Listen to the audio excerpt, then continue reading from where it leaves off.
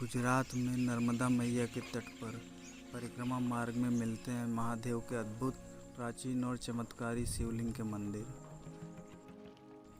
गुजरात में दक्षिणेश्वर तट पर परिक्रमा करते समय महादेव धनेश्वर और लोकेश्वर नाम से दो रूपों में विराजित हैं।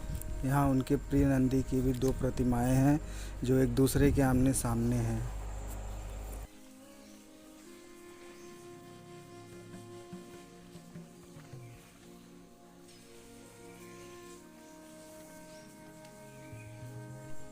मान्यता के अनुसार स्वयं धन के देवता कुबेर ने धनेश्वर महादेव की स्थापना करवाई थी।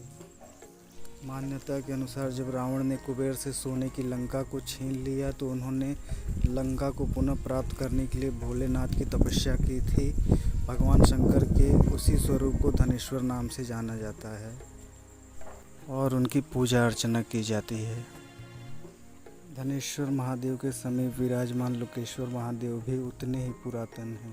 पौराणिक कथा के अनुसार भस्मासुर राक्षस ने भोलेनाथ से प्राप्त वरदान को जब भोलेनाथ पर ही आजमाना चाहा, उनके पीछे दौड़ा भस्मासुर से भयभीत होकर भगवान शिव नर्मदा नदी के किनारे झाड़ियों में छिप गए थे।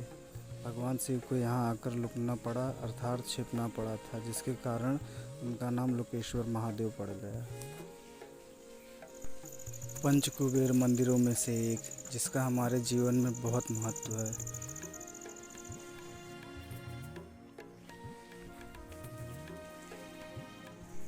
मंदिर का परिसर बहुत ही शांतिपूर्ण और सुंदर है।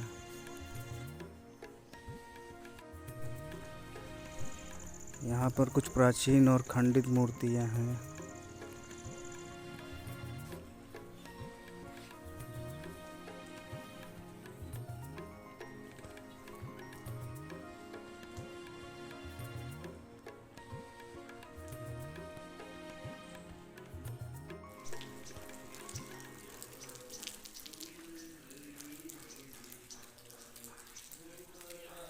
नर्मदा परिक्रमा कर रहे परिक्रमावासियों के ठहरने के स्थान।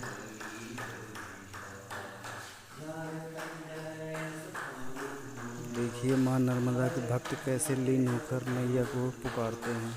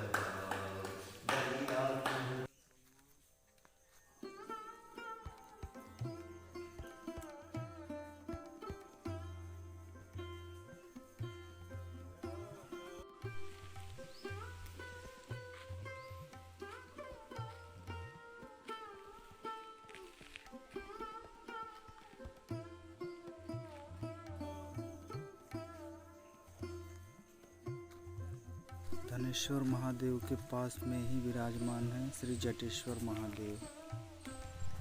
श्री जटेश्वर महादेव का शिवलिंग भी पार्वती द्वारा स्थापित है। जब शिव पीछे हट गए किसी पुराने समय के असुर से, जब शिव इधर उधर भाग रहे थे तो उनका कमंडल गिर गया और जटा भी ढीली हो गई। उस स्थान पर शिव प्रेमिका पार्वती ने परिश्रमी शिव का पसीना पोंछा और जटा भी बांध ली। देवी पार्वती ने जटेश्वर नामक एक शिवलिंग की स्थापना की और पास में कर्मदलेश्वर की भी स्थापना की। जटेश्वर की पूजा करने से लोगों के दुख शांत होते हैं। यहाँ शरद ऋतु में जो कलश का दान करता है उसे ढेर सारा सोना दान करने का फल मिलता है। हर हर महादेव।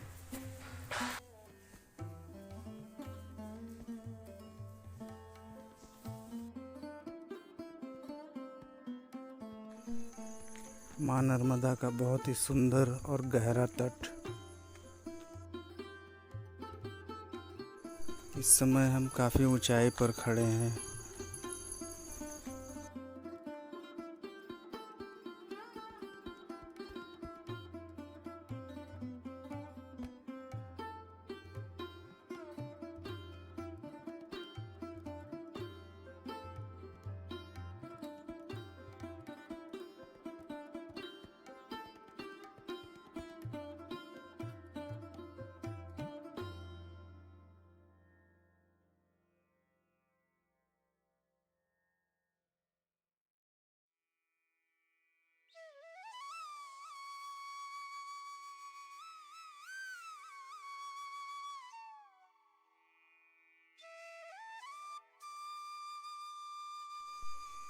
तट के सामने ही बहुत ही प्राचीन और बड़ा बरगद का पेड़ है।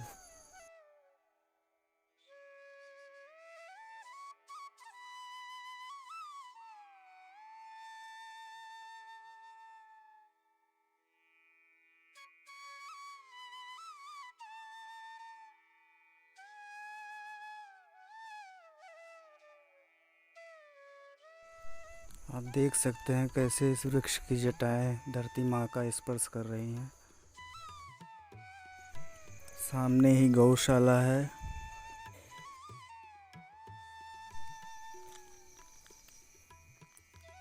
जटाओं के बीच में धूना लगा हुआ है।